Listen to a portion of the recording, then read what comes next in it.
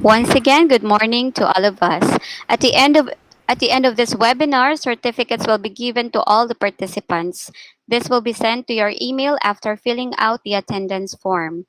So before we go beyond to our discussions, let us give a welcome applause to our respective and beloved principal, Mr. Reynaldo L. Yakit, to give us an opening remarks. Good morning, sir. Good morning, ma'am. Salamat, Ma'am Julie. Ating mga kabalikat sa edukasyon sa Andres Bonifacio Elementary School. Una-una po ang ating focal person sa webinar na ito, si Miss Mabel Villarmino, ang ating guidance teacher. Ganun din po ang ating Brigada Eskwela Coordinator, si Mrs. Elsa Floria. Sa ating mga masisipag na guro, sa minamahal nating mga magulang, mga mag-aaral, at ating mga panauhin. Isang mabunyi at mapagpalang araw po sa ating lahat. Sa guidance office ng ating mga paaralang pang-elementarya, ay lagi nating makikita ang mga larawan ng iba't ibang uri ng bata o mag-aaral at may titulo itong The Children We Guide. Paalala ito ng lahat ng bata, anuman o sino pa man siya, ay kailangan nating bigyan ng pangunawa at paggabay. Sa mahabang taon ng pakikinig natin sa mga kwento ng ating mga mag-aaral, nalaman natin na ibang-iba na ang kabataan ngayon. Iba't iba na ang karakter at buhay nila na tunay namang kailangan nating maunawaan at magabayan. Sa isyu ng relasyon ng guro at mag-aaral, madalas nating sabihin at itanong, sino ang dapat umunawa? Ang mag-aaral ba na hindi naman naabutan ang panahong ating kinalakihan? O tayo na naabutan at naranasan ang panahong kanilang kinamulatan at kinalalakihan?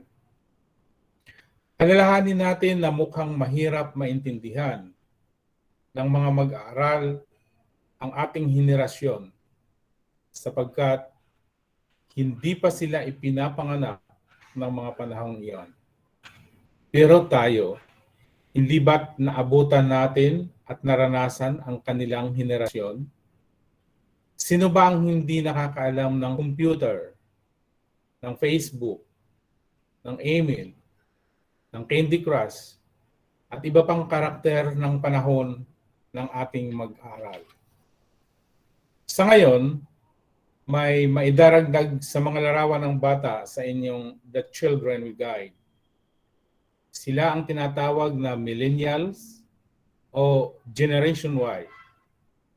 Bukod sa kanila, nariyan din ang kung tawagin ay Generation Alpha o yung mga ipinanganak matapos ang 2010 na tinatawag din bilang digital natives o Gen Tech o NetGen. So sa webinar na ito, ang ating mga guro, mga magulang at kasama ang ating mga kabataan, malinaw na malaki ang hamon para sa paggabay sa mga bata ng kasalukuyang panahon. Ngunit alam ko na sa pamamagitan ng pagtitipong ito, idadaloy ang mga produktibong idea tulad ng positive discipline upang magampanan natin ang ating papel bilang guro, bilang magulang, at buong tapang na mapagtagumpayan ang hamong hatid ng iba't ibang uri ng makabagong kabataan. Muli ang aking pagbati sa lahat ng mga guro para sa napapanahong webinar na ito. Pasasalamat din sa ating mga tagapagdaloy ng kaisipan at mga gawain at syempre sa inyong lahat na mga gurong tagapatnubay. Salamat sa patuloy ninyong paglilingkod para sa kabataang ikararangal natin sa kinabukasan at kabataang bubuo ng isang lipunang higit na mabuti kaysa sa mundong ating ginagalawan sa kasalukuyan. Muli, magandang araw, mabuhay tayong lahat at patnubayan tayo ng poong may kapal. Thank you. Thank you, sir. Thank you po sa wonderful and encouraging welcome remarks. So, para po sa lahat ng mga nagtatanong kung ano pong meron sa araw na ito, to give us the rationale or objectives to this webinar, may I call in Miss Mabel Bellarmino, our school guidance teacher. Good morning, ma'am. Good morning po. Good morning everyone. Magandang umaga po sa inyong lahat. Naririnig po ba ako? Okay. Good morning, ma'am. Good morning. Okay. So magandang umaga po muli. So bakit nga po ba tayo nandito po ngayon? So alam po natin lahat na hindi biro ang magdisiplina ng bata. Lalo-lalo na po ngayon na tayo ay nasa panahon ng pandemya na kung saan ang disiplina ay madalas na ginagawa sa ating mga tahanan. Alam po natin na hindi lahat ng magulang ay alam ang tinatawag na positive discipline. Pero ano nga po ba ito? Kapag sinasabi po natin positive discipline, ito ang klase ng technique sa bata kung saan tinuturuan natin sila ng tamang disiplina sa matatag pero banayad na paraan. Wasto at mga hindi naangkop na pag-uugali na ating malinaw na ipinaliliwanag sa mga bata. Kaya naman po, napakalaki ng papel na ginagampanan ninyo bilang mga magulang at kaming mga guro at ang iba pang mga stakeholders po sa ngayon. At ang isa pong paraan upang matutunan natin ang wastong paggabay sa ating mga mag-aaral at ang inyong mga anak ay sa pamamagitan ng positive discipline.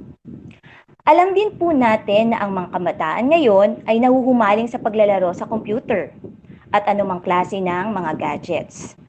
Sa kabilang banda, malaki naman po talaga ang naitutulong ng mga gadgets sa pang-araw-araw na buhay at nakatutulong upang tayo ay maging produktibo.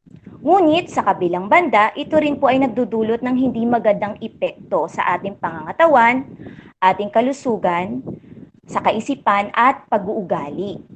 Di naman natin napapansin, ngunit naapektuhan din ang ating buong pagkatao. At ang isa sa mga nagiging dahilan ng pagbabago sa kanilang pag-uugali at pagkatao ay ang epekto ng cyberbullying. Kaya naman hinihikayat namin po kayo na makinig sa ating talakayan at naway may mapulot po tayong aral kung paano nila ng mga bata natin at mismong tayo solusyonan ang problemang ito. So God bless po and stay safe po sa ating lahat. Magandang umaga pong muli. Thank you, Thank you, Ma'am Ma'am Mabel.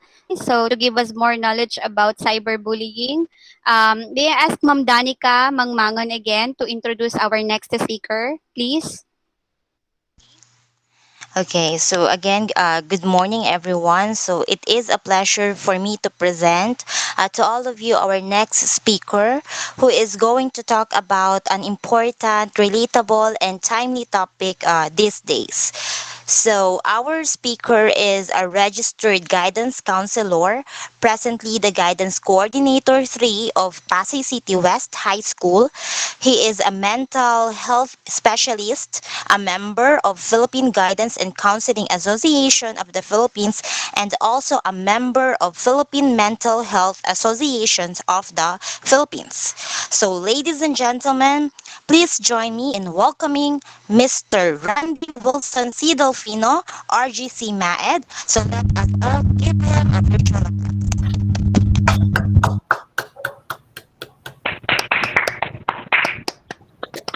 Ayan, good morning everyone. Good morning po, sir. Ayan, okay bang Good audio morning ko? po. Bago ako mag-umpisa, I'd like to thank Morning, Sir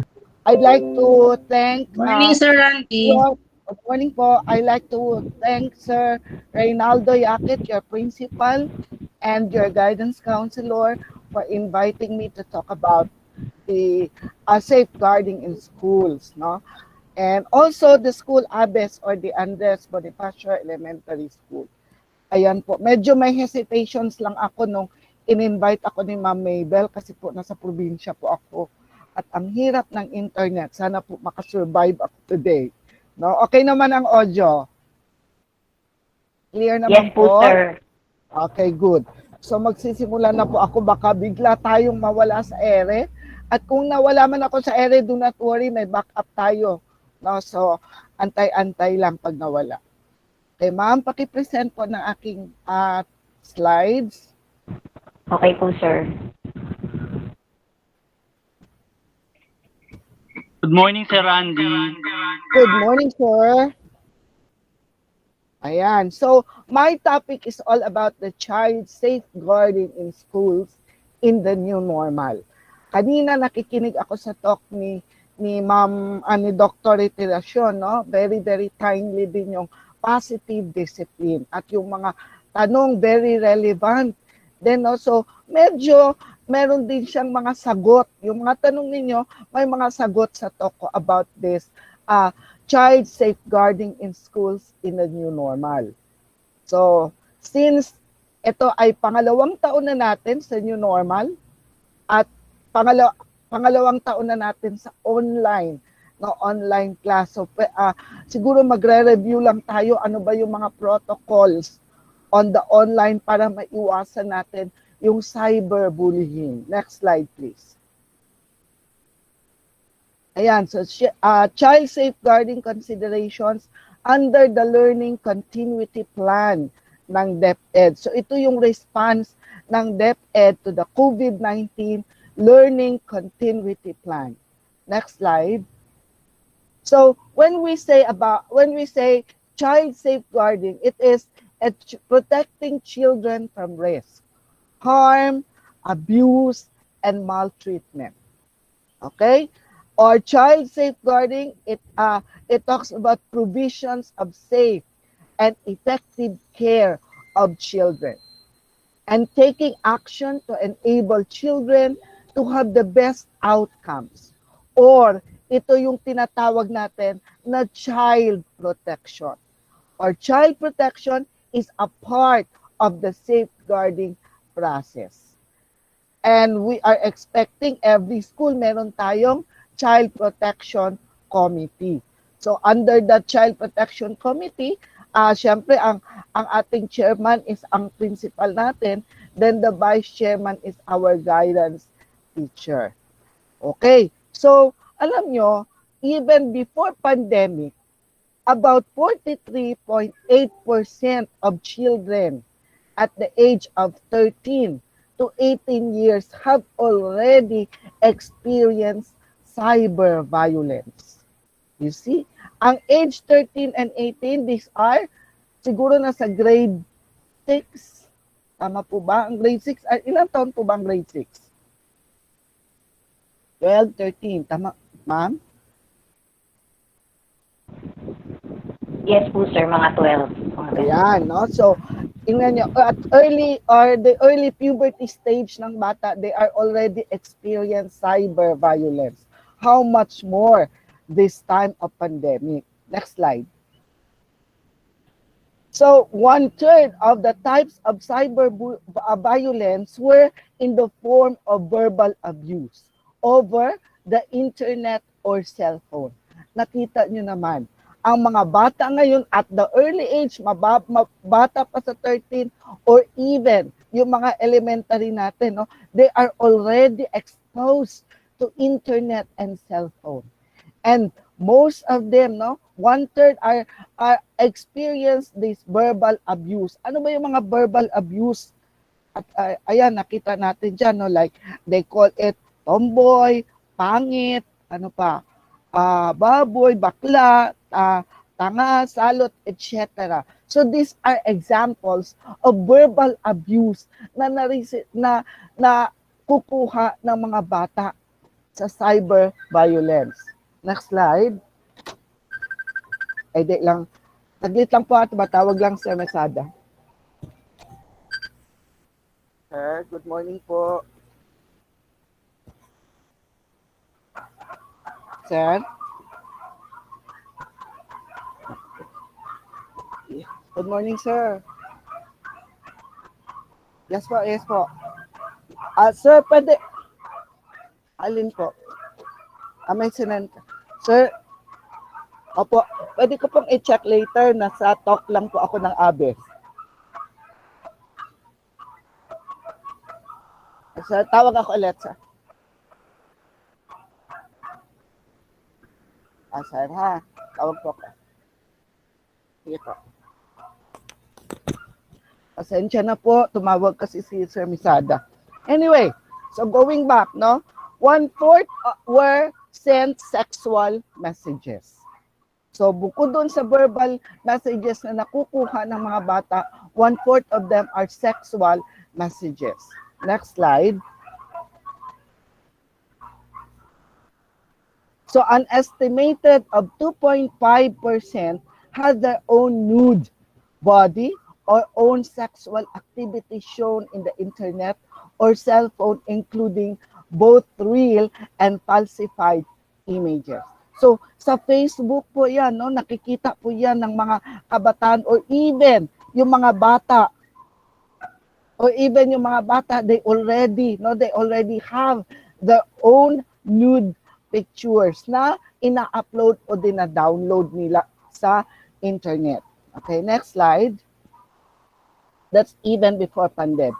So, sexual abuse and exploitation against children has historically increased during and immediately after every disaster situation. Okay? So, the current COVID-19 pandemic and ensuring community quarantines has amplified this offline and online child protection concern. So ito po yung concern natin ngayon. Since tayo po ay nasa online classes.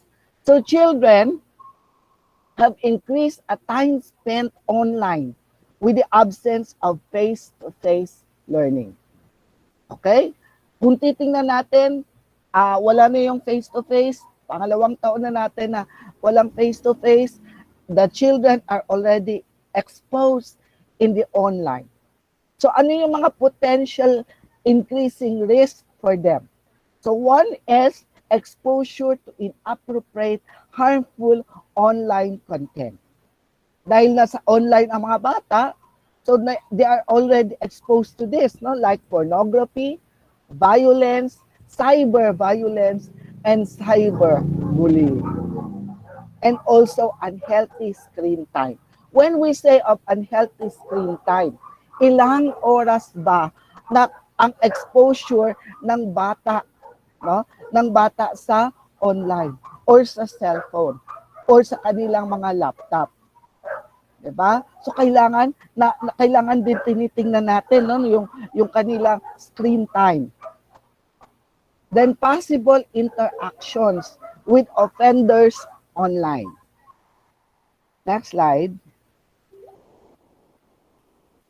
So, victims trapped at home with their abusers. Alam niyo ba, most of the cases of abuse, or child abuse, are the abusers are at home. Minsan, mismong tatay nila o mismong uncle or grandparents nila ang mga abusers. Okay? So school must look into this, no? School must look into contextualizing child protection and child safeguarding measures in the new normal under the DepEd LCP. So kaya meron tayong child protection. Kaya na-create ang child protection because of this. The new normal in education. No? Ano ba yung mga new normal? Learners learning from home guided by their parents. Tulad nung sabi ni Dr. Retiracion kanina, that yung mga parents daw ay mga facilitators of learnings at home. So dapat yung mga parents then are well guided din with regards on how they facilitate their children. Online interaction with teachers for education, delivery, and communication purposes. Then education delivery via online synchronous education, online and digital asynchronous education. Then we had printed modular lessons, and then the television and radio programs. So ito yun, no, dito expose ang mga bata ngayon. So with these considerations, child safeguarding and child protection under the new normal must look at the following aspect. Unang-unang aspeto ang titignan natin, the online safeguarding or social media policies. So dapat may policies tayo on how social media are being used. Diba? Kung paano, kasi everybody now are exposed to social media. Even children, even young children. Then child safeguarding in education. Then education, prevention, intervention. So ano yung interventions natin, no? Then the CPC or Child Protection Committee under the changed circumstances. Okay. So elaborating school-based social media or online safeguarding policies. Next slide. So kung titingnan ninyo, itong slide na to, ilan ang alam nyo dyan? Sige nga. Anybody from 1, 2, 3, 4, 5. So 20. Sa 20 na yan, siguro alam natin lahat, no? Okay? So meron dyan Facebook, YouTube, Twitter, Instagram, ano pa, Messenger, Viber. So ito yung mga ginagamit natin ngayon. Okay? At exposed din ang bata dyan. Mas alam ng bata gumamit yan kaysa sa atin na nakakatanda. Next slide. How about this? Ayan. So, sa nakikita ninyong ito yung mga social media na kung saan yung Caesar o yung Grindr na tinatawag. Are you aware of Grindr? Anybody? Hello? Can you share about this? Meron po bang pwede mag-share? Aware ba kayo sa itong mga icons na to? Hindi po. Ayun. So ang Grindr po, ito po yung social media or site na kung saan may mga sexual changes of mga sexual intimacy, or it's a dating app na kung saan mas alam ng mga bata yan, no? Minsan they meet strangers in this Grindr application. And then the Caesar, no? Very common ito, no? Very common ito sa mga secondary. I'm sorry, pero napakaano to sa secondary, alam nila yung mga Grindr or Caesar na to, kung saan they meet strangers, they have their dating apps, and then, ayun, in return of sexual activities. You see? So, hindi talaga safe kung hindi natin babantayan yung mga anak natin, kasi baka bigla silang makapasok nito o aware sila ng mga ito. Okay? Next slide.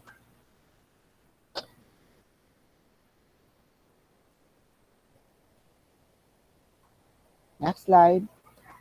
So social media users in the Philippines, there were 73 million social media users in January 2020.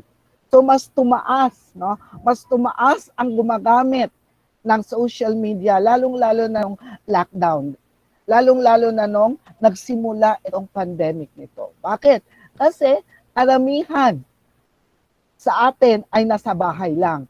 So wala silang alam na gawin, kundi they do this social media. Kaya nga nauso yung TikTok, nauso yung pagbablog, o nauso yung mga dating apps na to because of this one. So social media users in the Philippines, the number of social media users in the Philippines actually increased by 5.8 million or 8.6% between April 2019 hanggang January 2020. Look at that. You see? Nag-increase, no, ang social media. Then social media penetration in the Philippines stood at 67% in January 2020. Okay? How about this pie? Kung nakikita ninyo sa sa inyong mga computer, the pie represents yung green. 83% are users of Facebook or 83% has a Facebook account. Kahit na yung bata has a Facebook account. Diba? Okay. Then, ano pa? Yung 6% it goes to YouTube. Kahit na yung maliit na bata, alam niya paano gamitin ang YouTube. We have this Pinterest, 5%. And then 4% is Twitter, okay? And the Instagram, and the re-edit. So ito yung mga commonly used social media natin. Next slide. So school social media policy should have been as an integral part of the school child protection policy.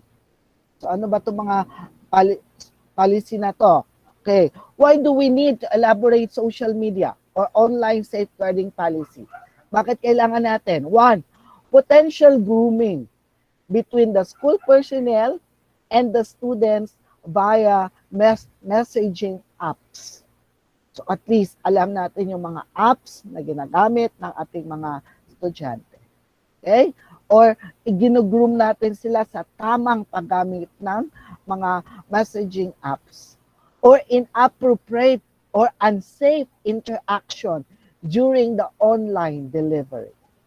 May mga observation, may mga problems tayo na na-experience during the online classes. Like for example, I'll cite you one problem na na-encounter namin sa school, no?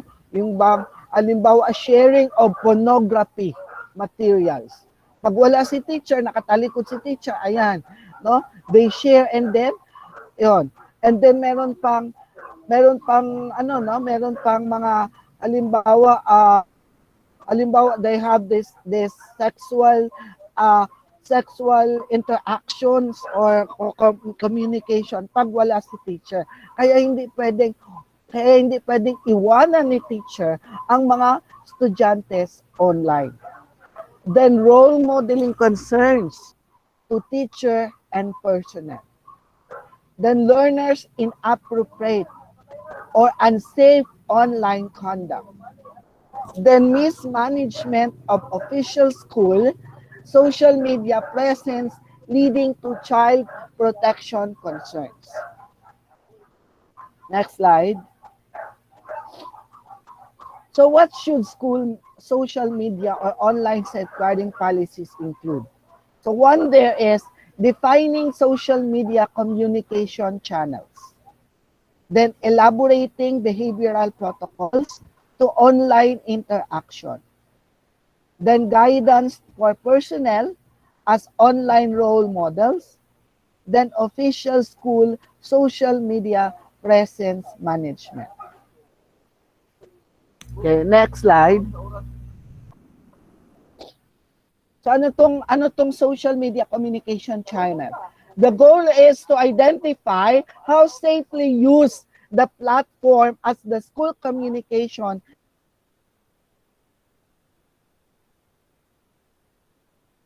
medium between teachers and learners. Realistic, since the school personnel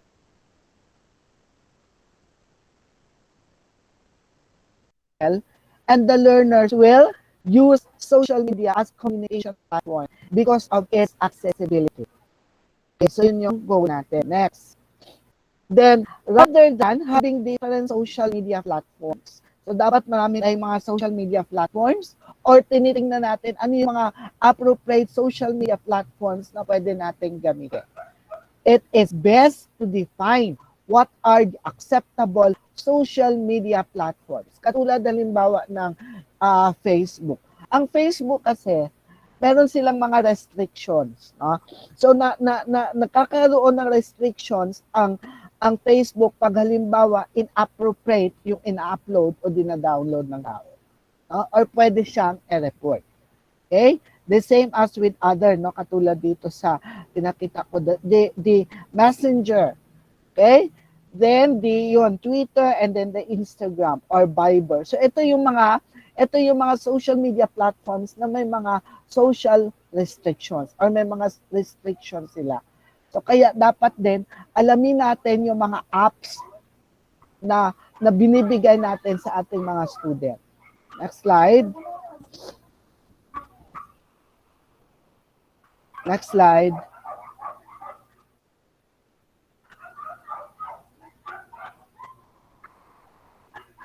Next slide po. Okay.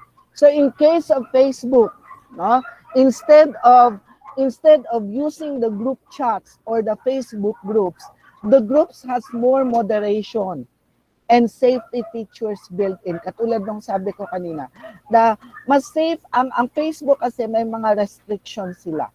No, or meron silang safety features na nabibuild. Pero may mga ano lang talaga, no, like na-hack yung mga account na yan because of this social media din na mga magagaling to hack the account. Okay? Next slide. So teachers also have to take note that social media platforms have terms of services with regards to the minimum age usage. Ito. So, kailangan aware din po tayo sa age appropriate na gumagamit. Halimbawa ng Facebook. Okay? So, it should be 13 years old. Minsan nadadaya, di ba? Or minsan, ginagamit natin yung profile pic ng bata which is not an appropriate close. So communication via social media should not be treated as the only means of communication, as not all children and families have the means to access this medium. Next slide. So we elaborating behavioral protocols. Ano ba yung mga behavioral protocols for school personnel during the online interaction? Okay. So ito yung mga behavioral protocol natin, ha. Number 1, clearly define how school personnel should interact with learners online. Paano ba tayo mag-interact with our learners? Okay? Then violent, threatening, or sexual online interaction between school personnel and learners should be prohibited. Okay? So, kailangan aware tayo dyan, no? Or sensitive tayo with this one.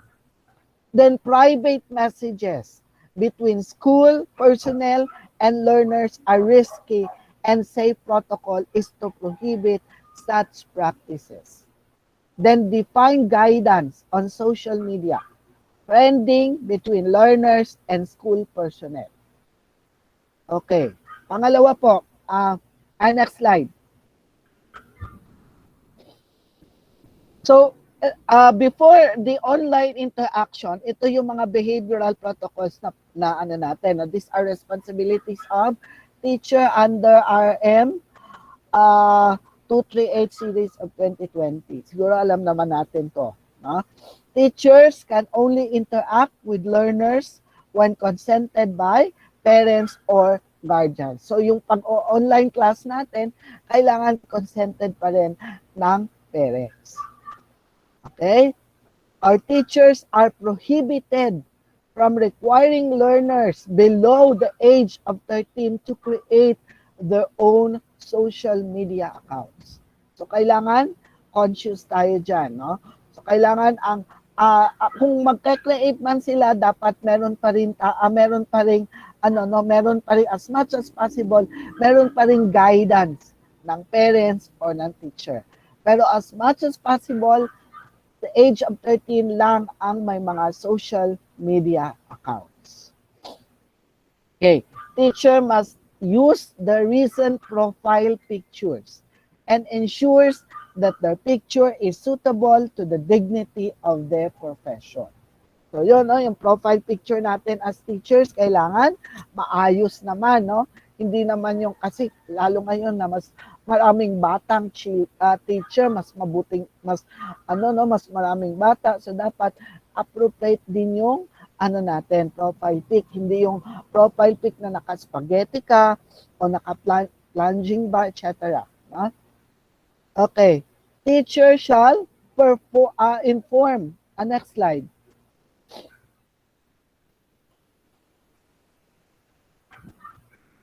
Okay. Ensure the background view is neat, clean, and child safe. Yung background din natin sa online classes natin, no? It's we have to be sensible also of this. Dapat neat, clean, and child safe din. Okay, during online interaction. So ano yung mga dapat nating tandaan during the online interaction? Teachers shall call their learners by their names. Okay, wag alias.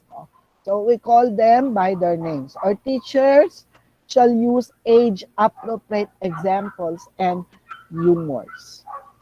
Okay. Our teachers shall only assign academic-related tasks to learners. Our teachers shall encourage the observance of quarantine and safety measures. Next slide. So, teachers shall respect the private space of learners. No? Our teachers shall also maintain safe communications with learners.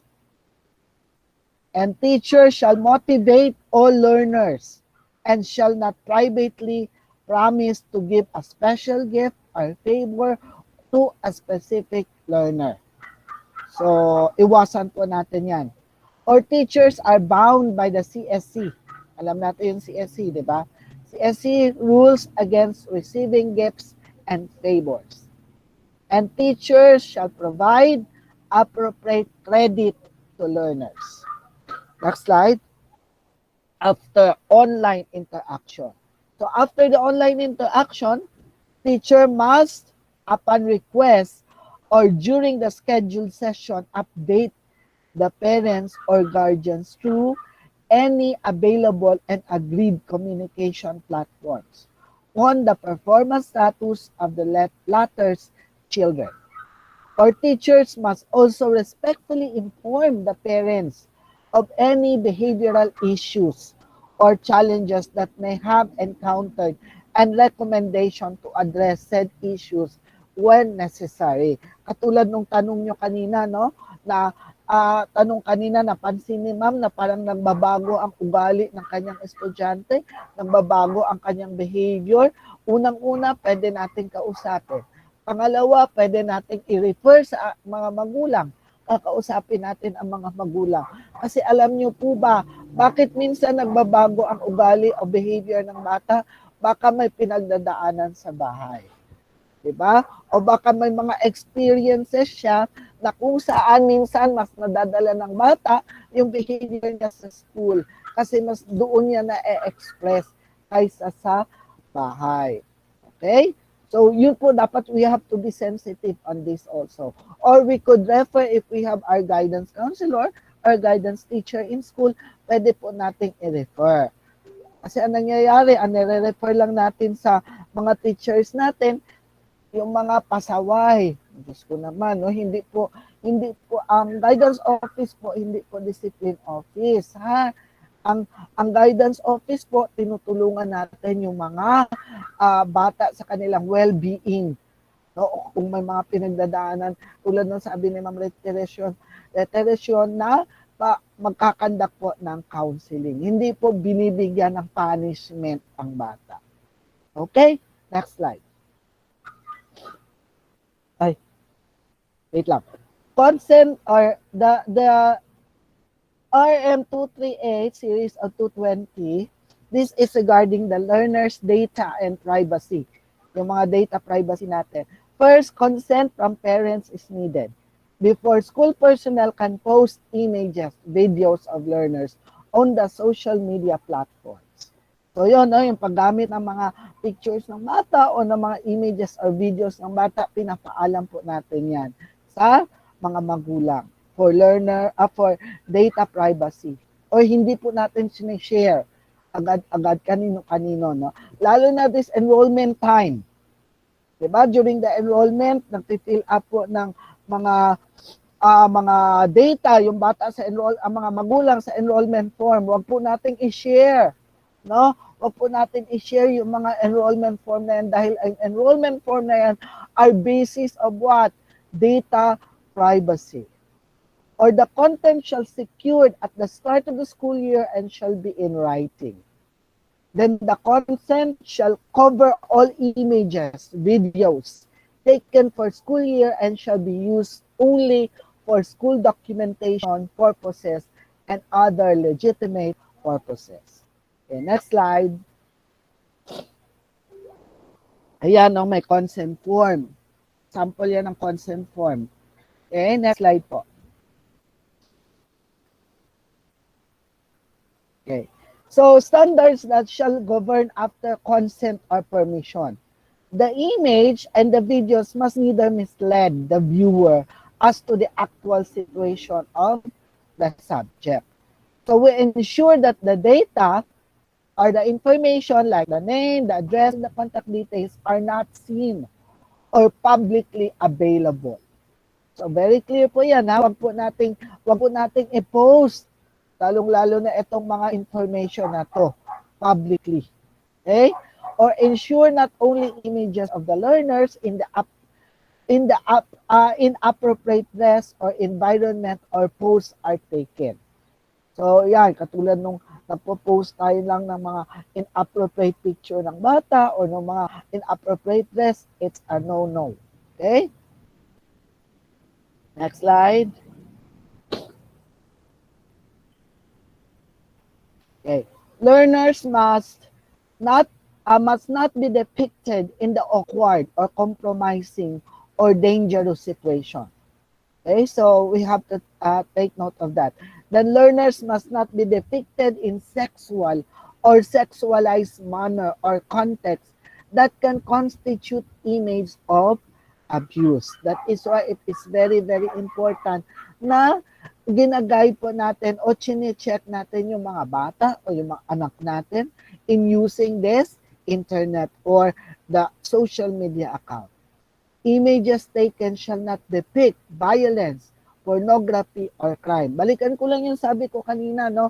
Minsan tayo, ginagamit natin yung profile picture ng bata picture ng bata bilang profile picture natin.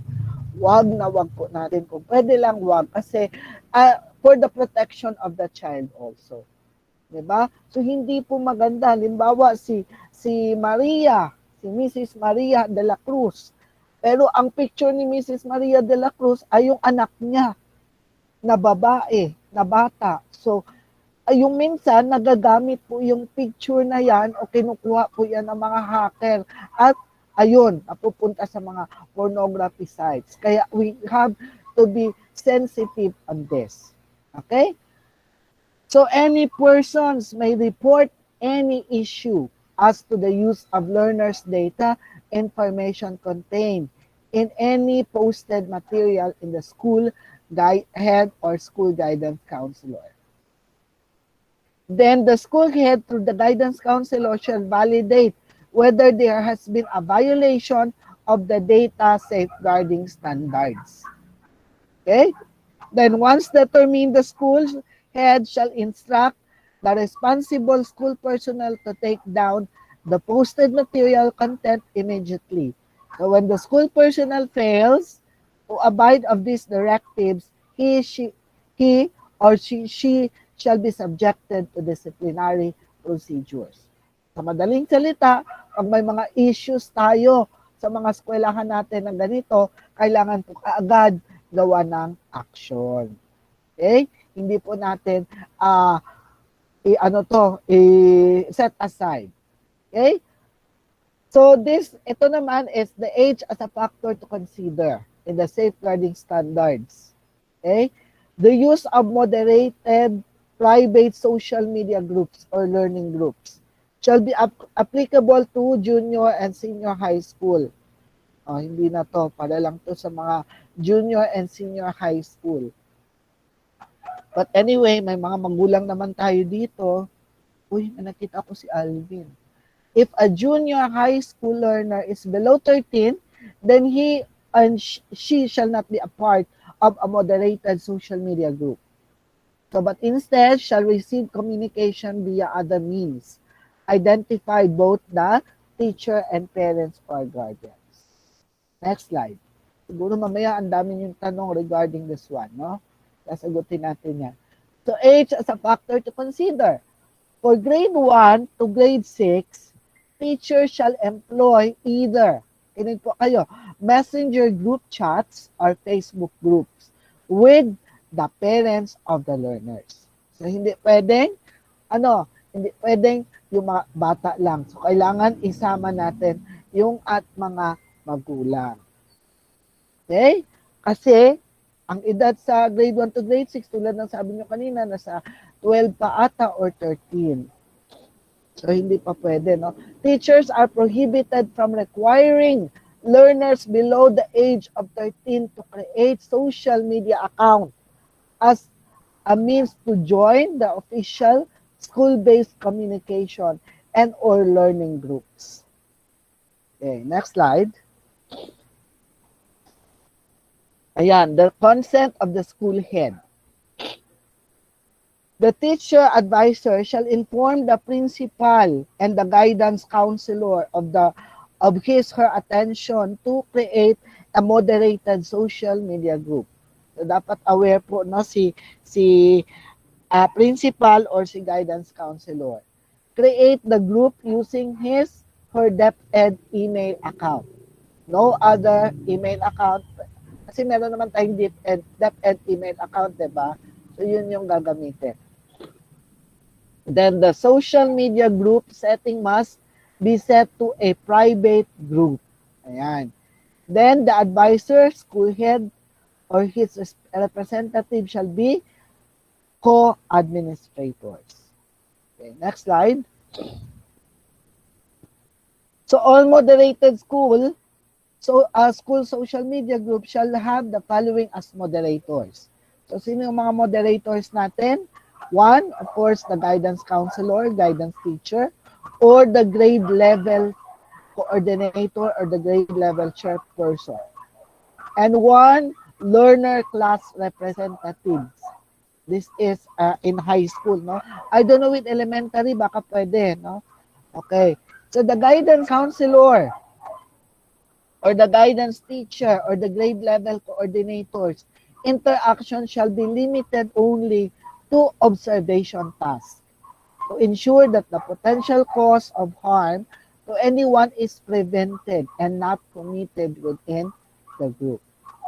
So, observe lang sila, no?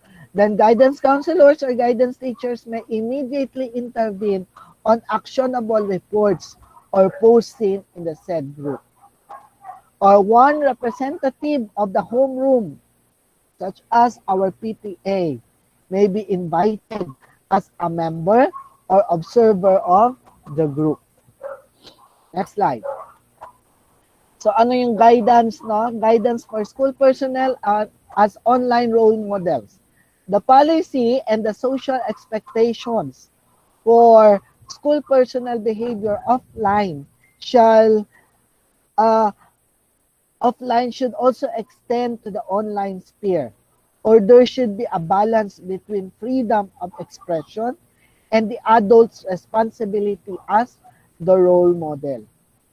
Or there should be a policy guidance to help the school personnel protect their online privacy.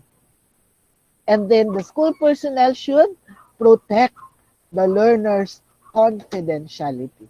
And that is very, very important.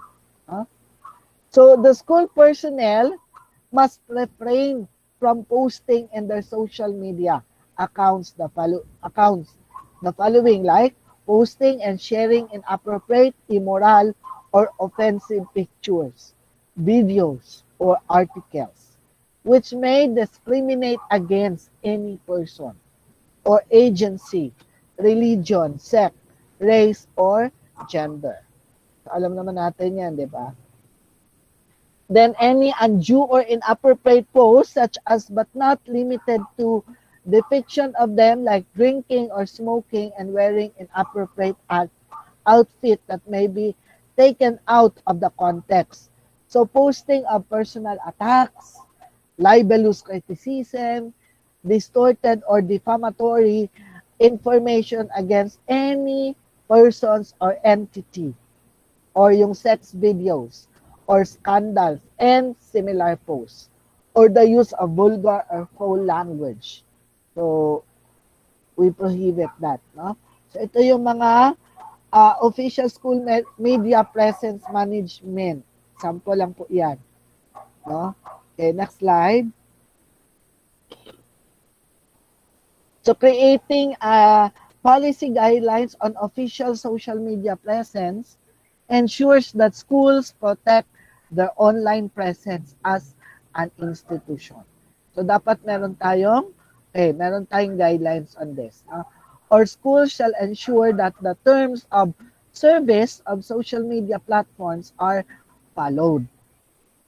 Or there should be an officially assigned social media managers of the at least 2 personnel to ensure check and balance. Okay. Or there should be protocols on how to handle child protection reports to the page or to the group. Next slide. Ayan. So, child safeguarding in education delivery. Ayan po. Next slide. So, yan, no? This is according to Senator Pangilinan. So we understand, basahin ko lang, we understand that the vast majority of the farmers are poor, but to stereotype, ano ang magiging mensahe sa ating mga kabataan na hindi katanggap-tanggap ang magiging magsasaka. Ba? Ito yung mga examples ng mga naging issues ng mga modules before, yung mga English natin, at sa mga modules. Okay, next slide. Okay. That's the official statement. Reference na lang po to. Next slide. Yan, ito po yung provision ng DepEd. It was written in November 11, 2020. Okay, next slide po. Ayan, pinapakita ko lang po yung mga references natin, mga pinag-usapan natin. So, hindi po siya sabi-sabi lang, but there is already an order. Yan, no, yung, okay, next slide. Okay. So, yung official statement. Okay, next slide po. So, as child-safe learning resources, no, use of age-appropriate visual which is consistent to children's developmental stages of evolving capacity. And the use of language in our learning resources that is not abusive or non-discriminatory, katulad nung examples kanina, or non-violent or non-sexualized. Or concepts and examples should be gender fair and sensitive. Or the concepts and examples should be non-discriminatory, whether in the context of physical appearance or the ethnicity, disability, the sexual orientation or gender identity, the regional or language groups, amongst other, or delivery modality should take into account children with special needs and the right to access. Okay. Ito naman yung safeguarding during synchronous session. So sa synchronous session natin, the behavioral protocols defined in the social media online or child safeguarding policy should also be applied during this synchronous session. So because teachers shall be within the home environment during such sessions, they must ensure that what learners will see from the webcam feeds is safe and appropriate. Oo naman, dapat, di ba? At saka friendly dapat yung environment ni teacher. Okay? So, eto no, sa asynchronous session, other teachers such as parents should be provided a clear guidance on how to run the home-based session. So sabi nga kanina, since yung parents are now facilitators of their learning, at wag naman, sabi nga ni Sir din kanina na yung si parent na ang sumasagot, totoo po yun, no? Kahit nasa secondary, si parent ang sumasagot ng module. So sana po bigyan natin ng clear guidance on this, no? On how to run the home-based session. Isa na dyan, kapag hayaan natin ang batang sumagot ng module, hindi si parent. Okay? Masakit man sabihin o masakit man marinig. Minsan kasi ang lalo secondary, sinasagot na lang dahil sa, alam niyo na, yung mga financial concern. Kasi isa sa requirement bago dun sa financial assistance, kailangan may sagot ang module. Kaya, minsan, parent ang sumasagot. And the importance of its practice even when the learning is happening at home. Then provide concrete guidance to parents on positive discipline approaches in the context of how to manage the behavior of their own learners at home. So may mga memes tayo sa Facebook o may mga TikTok tayo nakikita na videos na nakikita sa Facebook na pinopost minsan. Yung bata nag-online pero si nanay dala-dala yung walis, tambo. Diba? Pangit tingnan, no? Wag naman ganon. O wag nating istresin yung bata. Pwede naman si nanay o si tatay nasa tabi lang to guide their children. Okay? Pero wag naman yung sigawan mo yung bata habang nag-online class or what. Okay? So yun. So dapat meron tayong guidelines on that. Next. So regular safety checks with learners. First, check on students during your consultation sessions. Not only about their academic progress, but also safety protection concerns they might have. Tulad kanina, ulitin ko lang, yung sample ni ma'am na naiiyak siya, bakit nagbago yung behavior ng bata. Sa ating, bukod doon sa ating, bukod sa pagtuturo natin sa bata, isa din sa responsibility natin is to check the child or kausapin or mentoring the child. So with regards on kung ano na nangyayari sa kanya, lalong-lalo na this time of pandemic. Or devise ways wherein students can communicate with you their safety concerns in confidential manner. Okay, next slide. Yan, education, prevention, intervention. So, ano yung mga interventions natin? Ayan, ang intervention videos, Friends for Kids, or Dalayre Eskwela, or videos with topics on online gaming, cyberbullying, online chats, or pornography. Okay, lesson plan, cyber safe modules for grade 5 and grade 6. And junior high school. So, dapat meron, i-integrate natin siya sa ating mga lesson, yung cyber safe bullying. Okay? Next slide. So, meron tayong yung stairways, no? Stairway cyber safe e-learning courses. So, stairway e-learning courses are interactive online learning courses on child protection. Currently, there are courses designed both for adults. That includes the parents, the teachers, and the social children for children.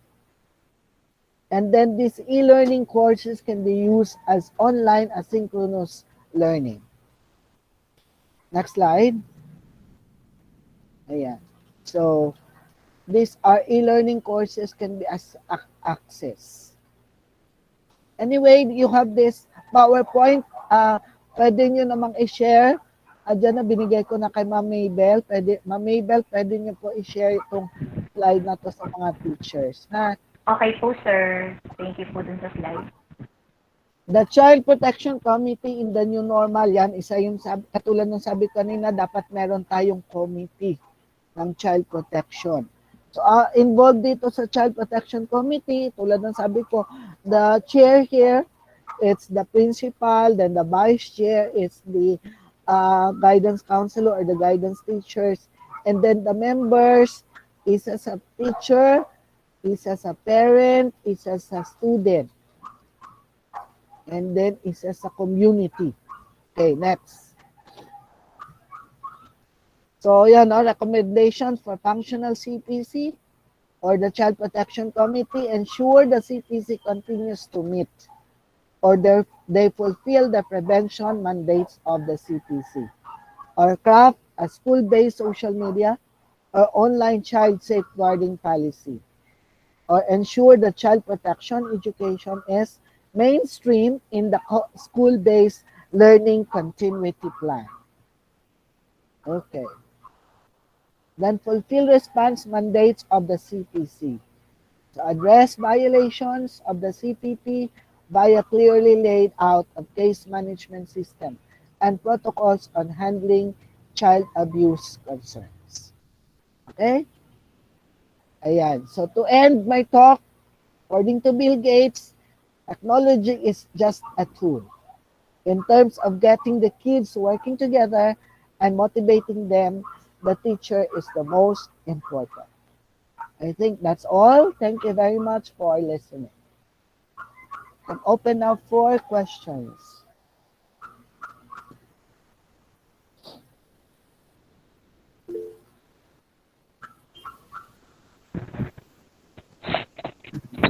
Maraming salamat po, sir. Okay. Magandang araw po uli. May mag-share lang po ako dun sa mga parents din po at saka sa mga bata. Hindi po natin kasi napapansin yung mga bata na nag-online, may nagiging kaaway sila sa mga classmate nila na nalalaman na lang namin mga teachers na hindi namin din sakop kasi yung ano nila, no, yung ano, bakit sila nagkakaroon ng notification, sir, na nakikipag-away sila. Tapos ang pangalawa pong concern ko lang, sasabihin kasi sa akin na wala po kaming pang internet, pang online, pero sabi ko, bakit nakakapag-TikTok? Tapos meron pa siyang make-up lesson na may online lesson na make-up. Tapos po siya, sir, na TikTok yan. Tapos may make-up lesson pa sila. Bakit may bayad ang TikTok ng dyan. Tapos ang masakit lang sasabihin, sir, wala akong pang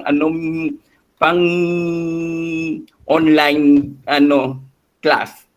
Lang masakit lang po mga magulang, pasensya na po kayo. Ingatan din niyo rin po yung mga anak niyo sa pakikipag-away sa online. Yung mga words.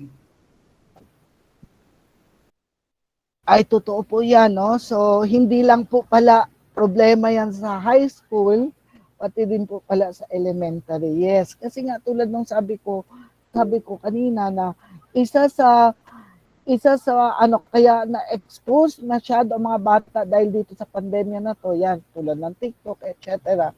So, mas nawawalan sila ng interest pagdating sa online classes. That's true. Maybe we try to look into bakit kaya walang interest yung bata sa online. Diba? Yes, Sir Alvin. Kumusta ka na? Sir Alvin is raising his hand. Tama ba to, Sir Alvin, yung taga-EAC? Nag-raise ata ng hand si Sir Alvin. Wala siya. Left the group. Sir? Any question? Hi, sir. Sir Randy. Opo. Sir Randy. Din sa Alvin po. Hi, sir. My question is, kumusta? Kamusta na po, sir? Long time. Yes. Ito nasa EAC ano question? Ang question ko, sir, kasi di ba ang student, may mga GC sila with the teachers. Sabi niyo po, 13 years old yung pwedeng gumamit ng social media. And the way of the communication with the teachers, yun yung GC. Is it okay na gumamit po sila ng GC? Yung anak ko, katulad nito, mag-grade 5 na si Sander. Okay na po ba? Kasi other social media, hindi po siya gumagamit eh. Ang messenger, Sir Alvin, pwede kung magbibigay si teacher ng ano sila ng messenger, kailangan katulad ni Sander is grade 5 pa lang, syempre hindi pa siya 13, syempre kasama po kayo doon sa messenger account. Kasi isa po din kasi a way of communication ngayon ni teacher, dahil wala tayong face-to-face, is through messenger. Kaya lang, yung messenger na to ay exclusively only for his or her class. Pero hindi pwedeng estudyante lang ang andoon, but andoon din, no, kasama din si magulang o kayo, Sir Alvin, kasama din po kayo doon sa messenger na yun. Sir, aside from that, meron pong separate yung parents and the teachers, then yung teachers and the students. Is that okay? Separate po? I think hindi pwede siguro pwede mag-separate ang parent, pero yung student lang na separate, I think it's not. Kasi unless doon sa class. Sa class kasi naman ginagamit natin is Google Classroom, di ba? Okay, for the online Yes, sir. Oh. Pero naman kung sa chat, I think hindi siya advisable for a teacher, no? For a teacher na may exclusive lang yung bata pag lower than 13 years old. Okay? So, wag natin exclusive yung messenger sa bata lang kasi hindi nagagabayan ng magulang. So, dapat andoon pa rin si magulang. Okay, this is noted, sir. Yes, sir, this is noted po. Thank you. Yes. Thank Ingat you. kayo, sir. Guys. Opo. Good morning. Sir, tanong lang. Yes, Sir Dennis. Sir, katulad ng ganyan, sir, hindi natin masyado matututukan ang mga bata. It's either meron silang GC o meron silang chat. Which is, ang GC? mga bata kasi may mga GC ang mga bata eh. Ang mga katulad ng meron silang yung mga parang mga doon sila parang talk sir, parang women's talk. Katulad natin, may men's talk, parang ganun sir. Meron silang ganun. Ang ano doon, parang walang kahit gabayan natin, parang wala akong control para yung pasukin sila, alamin sila kung anong pinag-uusapan nila o ano, parang medyo talagang hindi ako medyo ano doon sa mga ano, parang hindi ko maintindihan yung paano magagabayan sila ng ganun. Kasi ang mga bata may sarili silang ano eh. May sarili silang mundo, may sarili silang pag-uusap, meron silang paano natin papasukin yung ganung klase eh, meron natural sa mga bata yung nag-uusap. Okay. Yes, pero agree naman ako doon sir. Pero kailangan pa rin naman may teacher doon sa GC. Dahil yung sir, may okay naman yung sir, yung GC ng parents, GC ng student, kasama ang teacher, okay yun sir, meron talagang ganun. Pero yung totoong may GC ang mga bata, lalo kunyari may mga kaibigan ako, a number of mga kaibigan ko is 7 lang o 8 lang. Ganun din ang mga bata, ay meron silang ganun eh. Paano kaya natin sila sabi niyo mapapasok natin yung mga personal na pinag-uusapan nila. Yung age of 13 sir, mas matatalino sila kumpara sa amin ng mga bata kami. Sila ngayon smarte ang mga bata. Naku, ano yun sir, napaka-smarte nila. Alam niyo po, di ba, pag nakasama kayo sa GC, nag-a-appear din naman sa inyo o nagno-notify naman yung message nila sa messenger nyo. Kasi kasama ka dun sa member eh. Di ba? Yes, sir. So, in Kasi, other sir, words, sir, doon na... Meron kasi ang mga bata, nagpo-form sila ng GC nila. May sarili silang admin na limited lang yung mga nakausap nila. Mga kaibigan, sir. Di ba meron silang mga... Yun talaga yun, sir. Paano natin ano yun, di ba? Parang, sa ano yun eh, ginawa nila yung account na yun, yung GC, yung group na yun, is para sa kanila lang. Walang, yung guidance natin na as parents, as a teacher, as a student, meron naman talagang GC. Pero yung mga bata na mga ganong edad at talagang meron sariling kaibigan, yan ang grupo, may sarili silang pag-uusap na parang hindi ko naman sasaklawan ko pa yung mga ganun. Pero Kasi may alam sarili mo, silang depende din po yun sa pakikipagsaptan sa ating mga anak. Diba? Kung if you and your child is open with each other, or open yung communication ninyo, pwede ninyong i-prohibit or pwede ninyong pasukin yung sinasabi natin, may sarili din silang mundo. Diba? Or alamin po natin, no? It's very, very important also na alamin natin sino tong mga kaibigan ng mga anak natin. Diba? Meron lang ako idadagdag. Napapanood ko po ito dun sa Kay Gandang Umaga, yung sa tsaka yung sa unang hirit. Sabi daw doon, dapat daw, di ba meron po kayong internet sa bahay. Dapat po meron din po kayong filter. Napipilter ninyo lahat yung mga pumapasok at mga mga messages ng mga anak. At unang-una, bago nyo bigyan ninyo ng yung mga anak ko ninyo, dapat alam daw nyo po yung mga passwords, and then yung sino yung kaibigan nila, yung environment doon sa online, sa Facebook, sa Instagram, Twitter. Dapat alam nyo po yun. Nasa magulang na po kayo yun po yun ng Kaming mga guro po, ako rin na nasabihan ako ng mga hindi magandang salita, binaliwala ko kasi wala kaming power kasi nga dahil nga doon sa internet nasan yung mga magulang po ang pinaka po niya na dapat kasi mga anak naman niyo wag yung bibigyan ng pangbili ng load, no? Sa load lang. Kung gumamit sila, gagamit sila dun mismo dun sa loob ng bahay nila, sa inyong para na mayroon po kasing mga apps na napipilter po yung mga pumapasok at na ng mga anak ninyo at nanonotify din po yung mga magulang. Yun po yung pero hindi ko alam po kung magkano talaga yung apps na yun eh. Meron bibili pong ganong apps talaga po. Good morning po. Tanong ko lang po, sir. Kagaya ko po kasi, meron po akong anak sa Pasay West. Ngayon po, dati po grade 11 po siya. Ngayon, gusto ko po sanang mangyari, kasi di ba po may GC po sa school.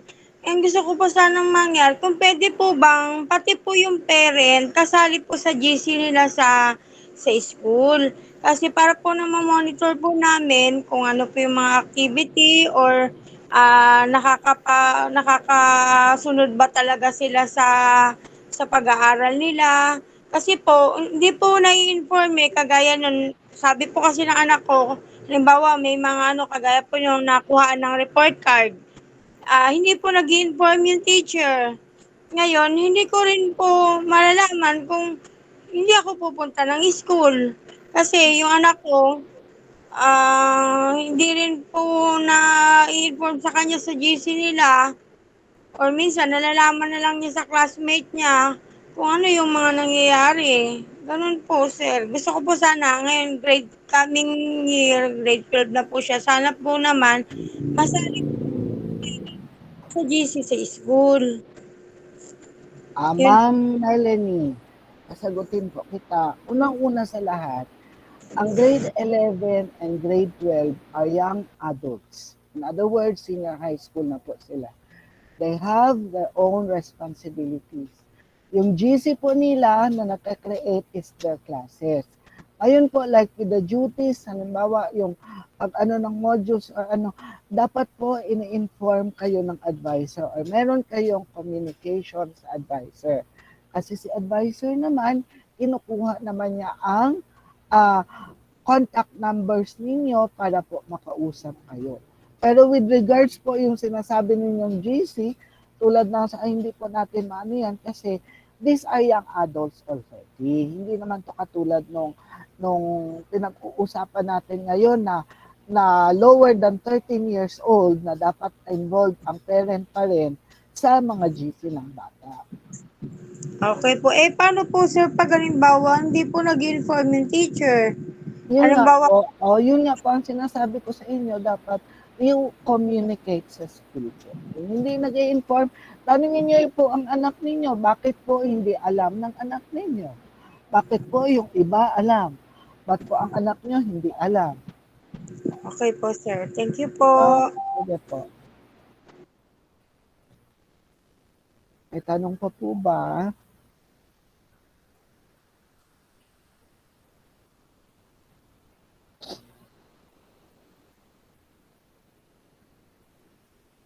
Ma'am Karen, may ano po kayo kanina? May tanong? Dito ba si Ma'am Karen sa Linilias?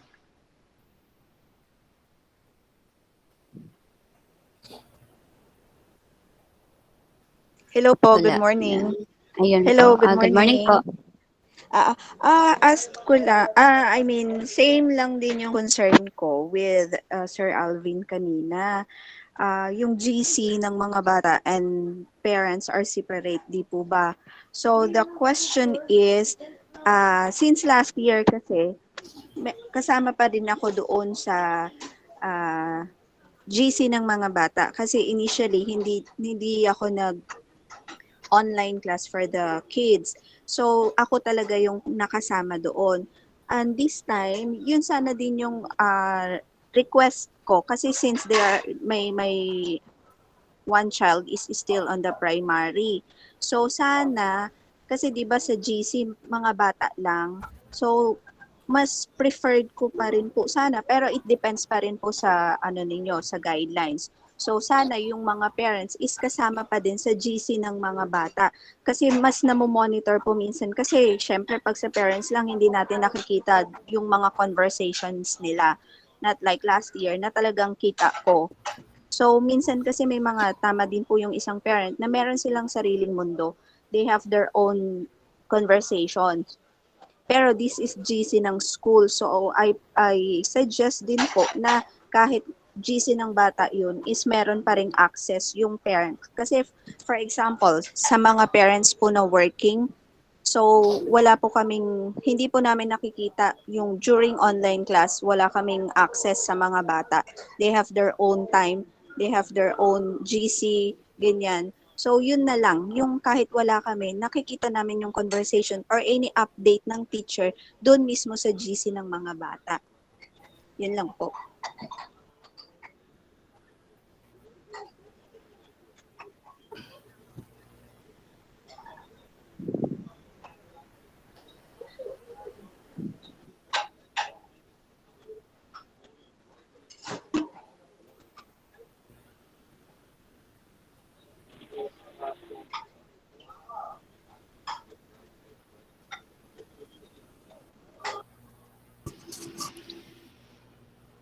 Sir Alvin? Yes po. Sir Randy, meron po ba kayong sasabihin sa sinabi po ni Ma'am Karen? About po sa GC? Wait lang, wala kasi yung internet. Baka hindi po narinig si Randy. Sir Randy, follow up ko lang yung kay susundan ko lang yung kay Miss Karen. Is it okay one GC for one section? Parents and student and the teachers? That is my suggestion. I think so. Kayo po mag-uusap Sana ng separate, sir. Yes po. Kayo po mag-uusap ng advisor kung paano kayo mag-aano ng inyong GC o mag-perform ng inyong GC po. Okay, sir. Thank you po. Yes po.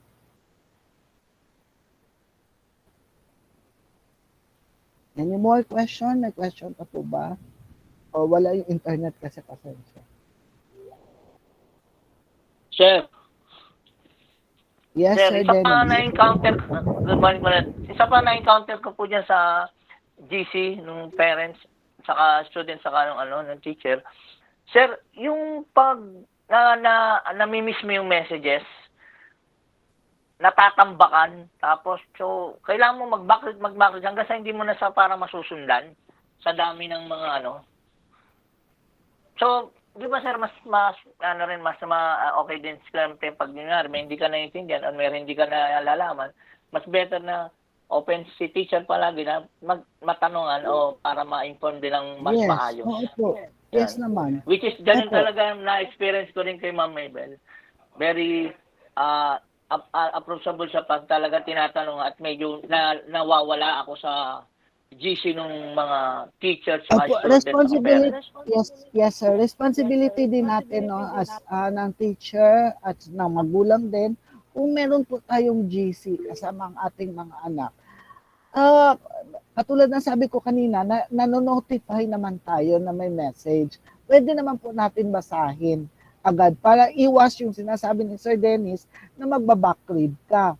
Wala tayong magawa eh. Kung halimbawa may important na ano pala tapos nakaligtaan mong basahin, ayun, magbabackread ka talaga.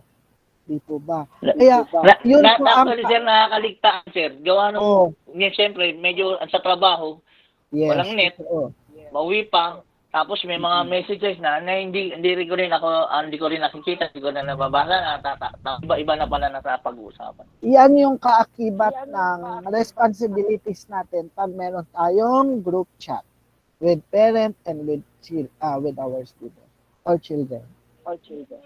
Yes, sir. Thank you, sir.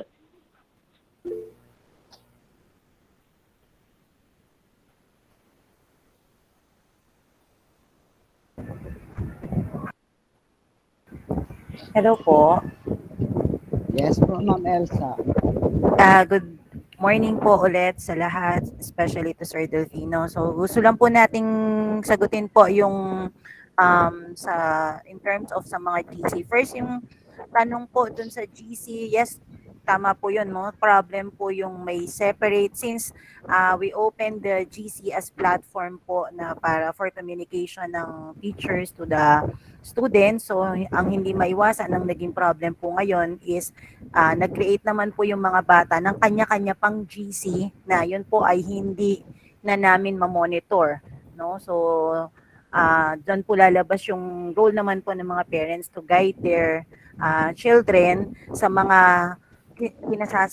sa sinasalihan po nilang mga GC. Next po dun sa question with regards po dun sa or request dun sa GC with the parents. Okay, nagme-message din po ang aming grade leader kasi po sa amin, speaking po for grade 6, we have separate GC for the students only. So teacher, advisor with the students, and then subject teachers and advisor with the students. And then we also have a separate GC advisor to parents. Okay? So ito po yung GC po naming mga advisors with the parents. This is for the special announcements that need to be or yung communication po na kailangan naming iparating po sa mga parents, no? Kasi ang iniwasan po natin sa dami po ng bata, for example, we have 40 pupils plus parents po na isasama natin. Masyado po sigurong marami para po dun sa group chat. Kung marami po yung magre-respond, mas lalo pong magkakaroon ng problem in terms dun sa pagtatambak po, yung sinasabi nyo kanina, natatambakan ng mga messages, no? So, we prefer po sa grade 6 na we have separate, no? So, at least, merong sariling GC yung mga students with us, the teachers, and then may sarili pong GC ang advisors to the parents in terms po dun sa mga communications or announcements na kailangan ay parents ang makaka-receive po directly. So, okay po ba yun sa inyo? Kasi sa amin po, yun po yung nakikita naming pwedeng maging tulong kasi hindi lang po kayong parents ang nakangailangan, kundi kami po talagang kailangan naming makipag-communicate sa inyong mga parents. Salamat po sa concern. Thank you, ma'am.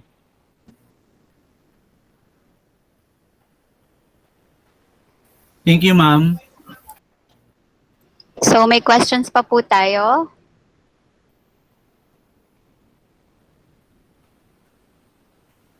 So, Wala na po. Ay, si Ma'am She. Okay po. Good morning po sa lahat. Good morning po, Sir Randy. Sir, pwede pong, ano po ba pwede namin gawin? Kasi naka-encounter po ako last school year ng isang estudyante during online class. Parang naka-online lang siya pero wala po siya. Parang presently online pero wala po siya. And then, ang nangyari po kasi is, parang minessage ko yung parent with regards sa status pa ng bata. And then, nalaman ko pa na ang bata pala, ang parents pa ay nasa work.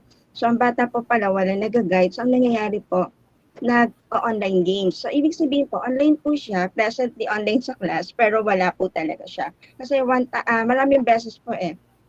So, katulad niya, di ba, bawal po talaga minsan bawal po talaga mag-open ng cam yung mga bata. So, minsan kasi parang hirap-hirap po sa mga teacher na hindi namin alam kung nandun ba talaga yung bata, kung presently ba talaga sila ay nakikinig sa amin. So, Mama, ano po tanong ko kaya? lang, bakit bawal mag-open cam ang bata? Yes po, bawal po. Pero ang ano po kasi is, ang concern po namin kasi is katulad po ng ganyang klaseng bata po na wala po siya. Totally parang online lang siya, present siya, naka-online siya, pero wala talaga siya. Ngayon ko lang din na encounter yung bawal mag-open cam. Although kasi siguro sa umpisa, pag nag-attendance, kailangan mag-open cam. Diba? Katulad yung problem na encounter po ninyo, naka-online lang siya, pero wala pala ang bata doon, di ba? So, siguro, with regards sa attendance, pag nag-attendance tayo, kailangan natin sila ipa-open cam for me, para aware tayo na andyan sila. Tama po yung ginawa ninyo na kinausap ninyo ang magulang. Ano po ang sagot ng magulang sa inyo? Yung po, ang sabi po kasi is pagsasabihan. So, kinabukasan ng bata, na siya, parang sumasagot na siya pag tinatanong na siya. Pero after dalawang linggo, balik na naman uli siya sa data. Tapos kinausap ko uli yung parent. Ang sabi niya, parang grounded yung bata. Ma'am, hindi po muna siya mag-online, mag-modular nila muna kasi grounded po siya. Kasi nga, parang nalululong po sa pag-online games po. So, papasok tayo sa positive discipline, di ba? So, for me, ma'am, kung hindi naman mahirap yung home visitation, dyan po papasok yung home visitation natin. Yes po, ang ginagawa ko naman po, tinatawagin ko naman po yung parents and then kinakausap po with regards sa concern sa bata po. Home visitation, ma'am? Tawag? Messenger po kasi po ang parents po ay wala din po, nasa work din po siya. Yes, kaya hindi po siya po. Kasi sa amin, share ko lang sa pag ganun kasi problema pag halimbawa sa amin sa junior high and senior high, pinapa-home visit po namin sila at kung as much as possible, nagkakaroon po ng parent conference together with the advisor and the guidance teacher. Yun po yung role ni guidance teacher doon. Para halimbawa, katulad nung nangyari na hindi naman after 2 weeks, bumalik ulit, di ba? Bumalik ulit, hindi na siya balik ulit sa problema. So walang nangyaring walang nangyaring intervention. Ang ginawa lang kasi natin, kinausap lang. Tapos binigyan ng nanay ng yun, no? Hindi natin alam kung positive discipline o binigyan niya ba talaga. Diba? Mas maganda po yung nagkakaroon tayo ng intervention together with my Mabel. Yun po yung gawin natin, ma'am, ha? Yes po. Actually, concern din po namin ni Ma'am Mabel kasi estudyante po nga namin. So, lagi po niya sinasabi na yun po yung nangyayari sa bata. Yes. Thank you po, sir. Okay. So, meron pa po? Ma'am Julie, may dadagdag lang po ako din Okay, para sir. sa mga magulang natin. Paalala lang po na kung sakaling mag-o-open kayo ng cam, yung mga inyong mga anak, pagbihisin nyo naman ng maayos. Hindi naman naka-uniform. Yung maayos man lang. Kasi minsan, may nagpadala sa akin, sir, itong anak ko, natutulog, naka-break pa. Wag naman yung ganoon hindi niya kaya raw gisingin. Pero supposedly, dapat sanayin natin yung bata natin, maging responsible din sila sa kanilang sarili.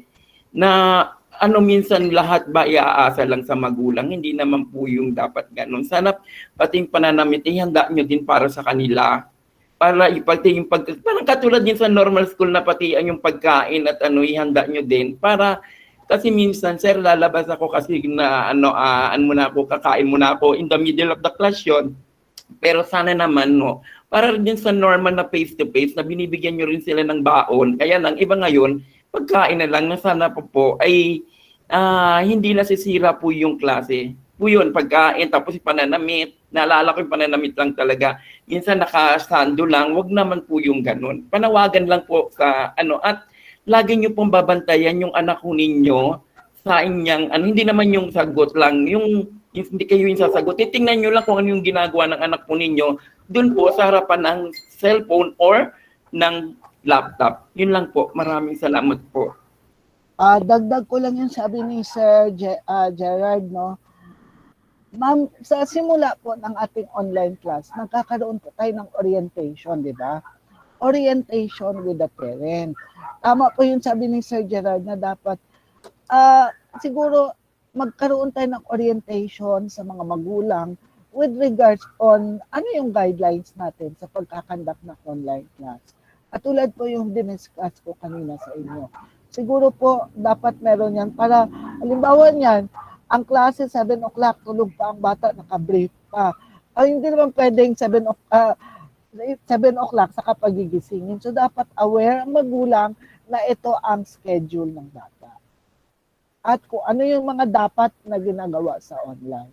So parent orientation po siguro ang pwede natin gawin sa first day of class. Na-orient namin po naman sila sa ganun, sir. Pero mayroong mga bahagi na may mga oras na hindi nila napapansin po siguro. Sa sobrang busy din ng mga magulang natin. Sabagay, minsan may mga ganun talaga din. Thank you, sir. Yes, Ma'am Marlang. Good morning. Good morning, Sir Randy. Good morning. Dagdag ko lang dun sa sinabi ni Mr. Muyot. Totoo po naman, nagkakandak po kami ng orientation on the first day of class. And then aside from that, nagbibigay po kami ng hard copy ng mga rules and regulation na dapat gawin during online classes. Kasama po yon sa mga module na binibigay namin sa first day ng ano. Okay. So still, meron pa rin pong parent. Ako, siyempre, lahat ng bata gusto ko mag-recite. Pag merong, usually, ito na-encounter ko to doon sa second to the last section. Etong nakalipas, sir. Ang tagal niyang sumagot, yung katulad ng sabi ni Ma'am Cheryl. So sabi ko, open nyo nga yung camera nyo. And then, nung inopen yung camera, yung bata nakahubad, at the same time, nakabrief lang siya. Sa likod naman, nandun ang mga parent na nakahiga pa, natutulog. So, ano po ba ang pwede namin gawin? As nag-orient na po kami lahat-lahat, at the same time, meron pang hard copy, pero still, ganun pa rin ang nangyayari. Ang hirap sagutin yan, ma'am. Problema talaga ng magulang. Diba? Oo nga po, sir. Oo po. Yun ang amin. Tinutulungan namin yung magulang, ha? Kaya nga. May mga, talagang, ewan ko ba, may mga magulang din talagang, sorry to say, pasaway. Diba? Ang ganun talaga. Bigay mo na lahat, binigyan mo na ng orientation, talagang ganun. Hindi ko alam kung paano siya i-resolve yung problem na yan kasi nasa loob na ng bahay yan di ba? Tama po ba, Ma'am Marlang? Opo. Nung tumayo po yung bata, tsaka ako nakita naka-brief. Ano ginawa niyo po? Sabi ko, sara mo na lang yung camera mo. Sabi ko, kasi nakikita pati parent na kahiga. Cellphone kasi gamit nila, di ba? Oo. Kaya siguro,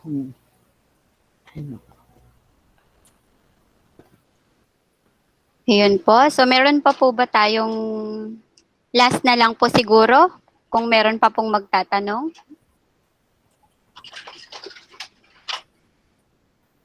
So, kung wala na po, thank you so much, Sir Randy. Ang dami naming natutunan.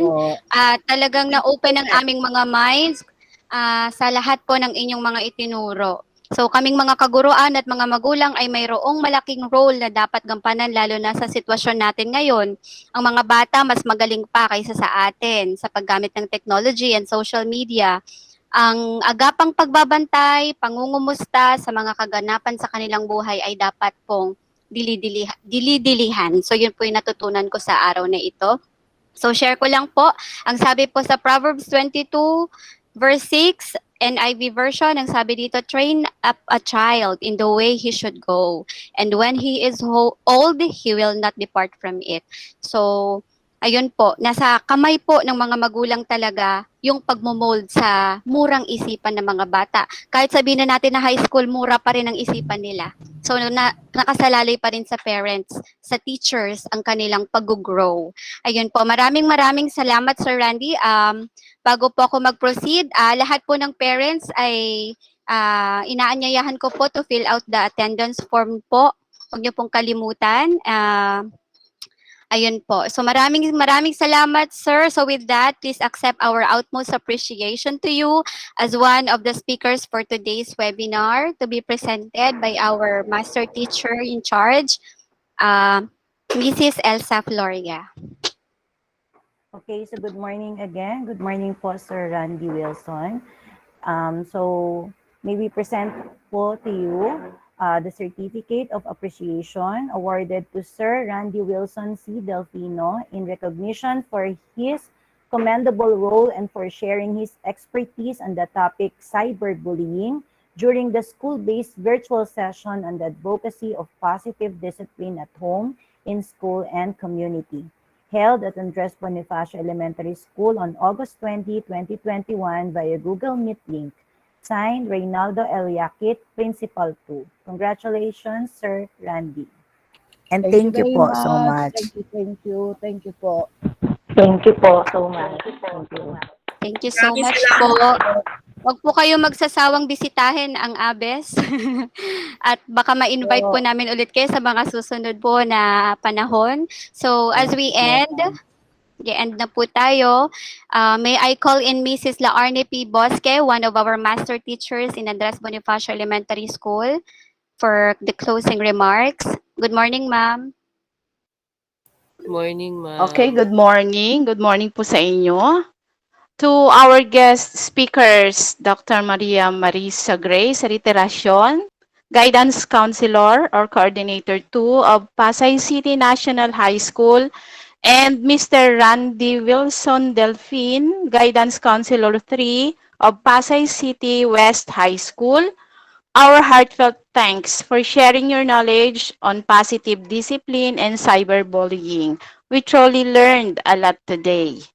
To our parents who are our partners in our mission in bringing out the best in our children, in the new normal, we thank you for joining us today as we prepare and start the school year 2021-2022. To our teachers who are always ready and equipped with all the tools to face the challenges of the coming school year, we greatly appreciate your presence. In conclusion, I just want to share the following quote. It is not what we do to children that is going to make them change their behavior. Rather, it is what we do with children that will bring about positive change. We increase children's accountability when we problem solve with them, make decisions with them, create roles and routines with them. Again, on behalf of Andres Bonifacio Elementary School, thank you and have a safe and blissful day. Thank you so much, ma'am. Thank you so much po sa lahat in bearing with us today as witnesses and as part of this meaningful thank you po sa webinar. mga teachers po. Yes po. Thank you po sa Thank you din po lahat. sa mga parents. Ma'am, thank you sa mga God bless teachers. everyone. Thank you po. Thank you Asikaso sa mga bata. Hanggang sa muli po. Okay, Father. Thank you Thank so you Thank you much. po sa lahat. Lahat. Ay, Thank you. Keep safe everyone. Thank you po. Thank you po, sir. Thank you po sa mga magulang. Pwede na po tayong mag-leave basta wag pong kalimutang mag-attendance. Ayun po. Thank you po. Thank you po.